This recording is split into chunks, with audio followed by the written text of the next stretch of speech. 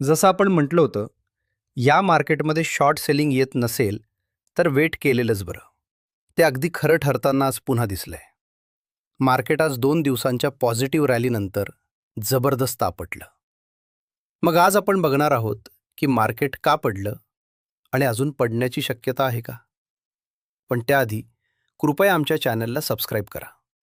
आम्ही खूप कष्टाने महत्त्वाचे विषय थोडक्यात मांडतो, जेणेकरून तुमचा वेळ वाचेल.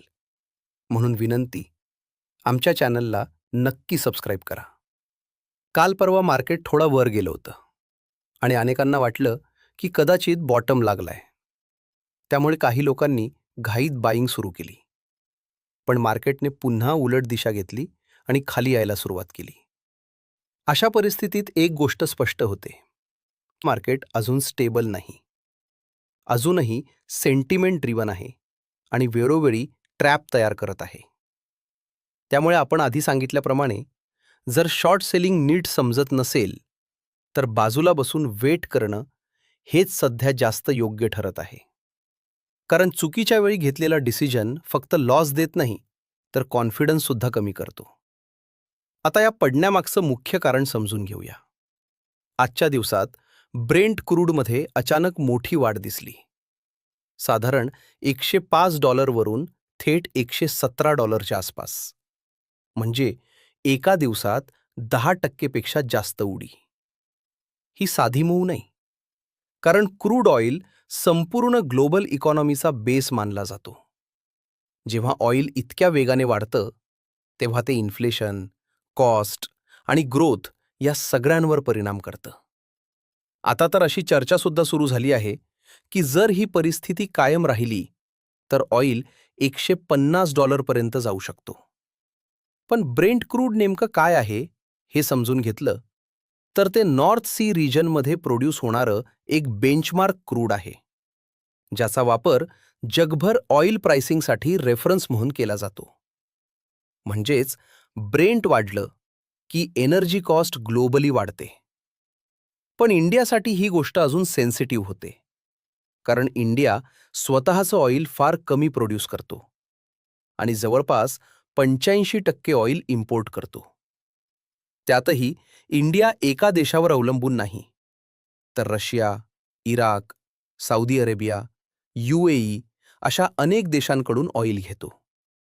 त्यामुळे इंडियासाठी ॲक्च्युअल कॉस्ट ही फक्त ब्रेंट नसते, तर ती इंडियन बास्केट आणि त्यावर येणारा सप्लाय चेन कॉस्ट, जसं की ट्रान्सपोर्ट, इन्शुरन्स आणि रिफायनिंग यांचा एकत्रित कॉस्टवर अवलंबून असते. म्हणूनच भारतासाठी हेडलाईनमध्ये दिसणारी क्रूड प्राइस आणि ॲक्च्युअल लँडेड कॉस्ट यामध्ये फरक असतो. म्हणजे $105 क्रूड ऑइल कॉस्ट असताना भारत $140 देत होता. ती $140 म्हणजे इंडिया बास्केट कॉस्ट झाली. आता जर क्रूड ऑइल खरंच $150च्या आसपास गेला, तर इंडियासाठी परिस्थिती खूप कठीण होऊ शकते.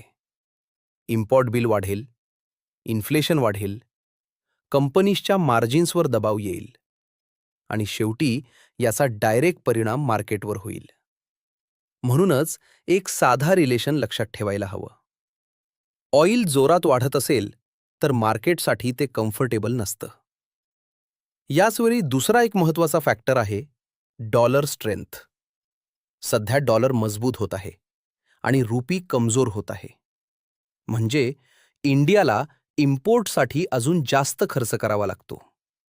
यामुळे लिक्विडिटीवर प्रेशर येते आणि अशावेळी गोल्ड आणि सिल्वर सुद्धा अपेक्षेप्रमाणे परफॉर्म करत नाहीत.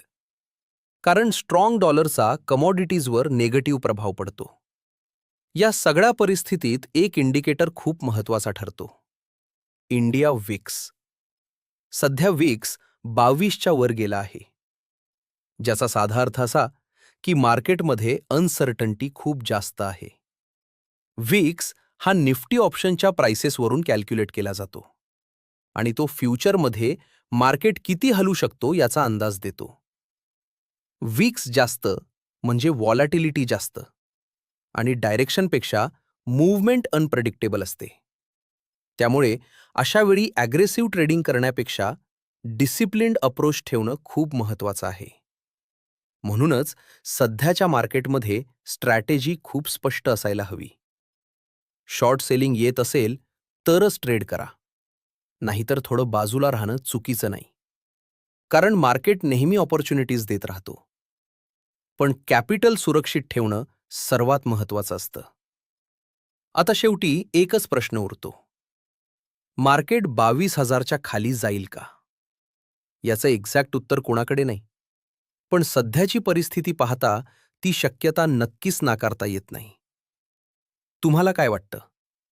मार्केट अजून खाली जाईल का? तुमचं मत नक्की कमेंट्समध्ये सांगा.